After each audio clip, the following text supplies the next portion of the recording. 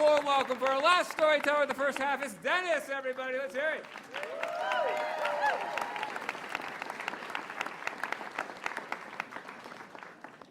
So it was about a year ago that my girlfriend broke up with me. In hindsight, she did the right thing, but I didn't see it coming. So it left me kind of off balance for a few weeks. For one thing, when you have a breakup at this time of year, I had already started some Christmas shopping. She had let me know some things she wanted. She wanted a fancy fleece blanket, for example, and I already got that. It was in my living room waiting to be wrapped. And now, being who I am, I had already lost my receipt, so I couldn't really return it. So my first inclination was just to actually give it to her and be done with it. I asked my friends at my bar about that, and it was unanimous response, don't you dare give that to her. Find anything else to do with it, but don't give it to her. So I didn't. I had been accustomed to going to her house a lot and helping with the house and helping with her and taking people to dance class and helping with homework, and now I had none of that to do. And so I had a lot of time on my hands. So I spent a few weeks doing a lot of nothing until a friend at work suggested I needed to do something, and I needed to maybe volunteer somewhere. And she suggested a dog shelter near my house. And it sounded good to me. I like dogs. I certainly had the time. So let's try that. So I became a dog walker at a shelter near my place. When you do that, you commit to go an hour a week. With the state of my life, I was going 5 or 6 days a week, at least an hour a day. Walking several dogs, just walking them, giving them a little break, getting them out of the shelter, exercising them, trying to get them ready to go home with somebody. Now, at our shelter, the average dog stays there for about 56 days from the time it comes in till someone takes them home. Now, that includes the dogs that come in, runaways, broke off the chain. Their owner comes for them a day or two later. So at the other end of the spectrum is the hard cases, the guys who have been there for a long time, including a dog named Lake. All we knew about Lake was that he was about 2 years old. He was found in a county park running near a lake, which is how they named him. And Lake just could not catch a break. He was a gorgeous dog, really very smart, but he had some stranger danger. And so his first response on seeing a man was to try to attack him. And Lake's the kind of dog you look at him, people think he's a pit bull, he's not, but he certainly has some terrier in him.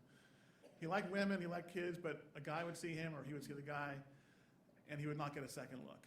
Because when you're looking to adopt a dog, you don't want your first interaction with the dog to be, the dog's trying to kill me. So he never got a second look. So Lake was there for weeks and then months and then years. Lake was at that shelter for over 2 years. Around the time I started walking, he'd been there a year and a half, and I got the same response. The first time he saw me, he was trying to kill me. He got better. A steady stream of treats calmed him down, and eventually my walking skills got to the point where I was allowed to walk him, and we were great. He was one of our favorites. He was everybody's favorite, everyone who worked there, anyone who knew him, and all the staff, any volunteer who knew him loved this dog, and we just wanted to get him home with somebody. Well, you can see where this is going. I was getting toward the end of a long home improvement project, and as it was coming toward the end, I decided when it was over, I was ready to take someone home, and it was going to be Lake. So I put my name in, and they approved me. Now at the shelter, there's a whiteboard in the office where they put the names of all the dogs that are coming and going. So we know Opie has a meet and greet next week, and Chance is going home, and Iris is at the vet. And so people just know. And then the day Lake's name went up there, I'm told that anyone who came into the office cried, including me. Well, the day came to take him home. It was a big day. A lot of the staff came. Volunteers came just to see him off, and they all brought their cameras with them. So there are pictures of Lake walking out of that shelter for the last time and going to his car. And there's a picture of him in the back seat of my car, in his seat, looking out the window, and I swear that dog is smiling.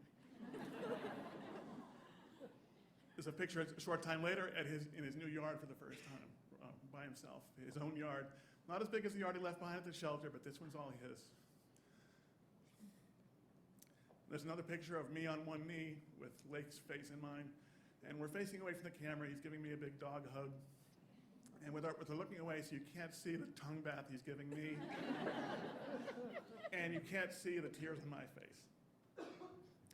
Everyone who overlooked him for 2 years, they're all suckers. And one more thing, the blanket I never gave my girlfriend. Lake finds it very comfortable.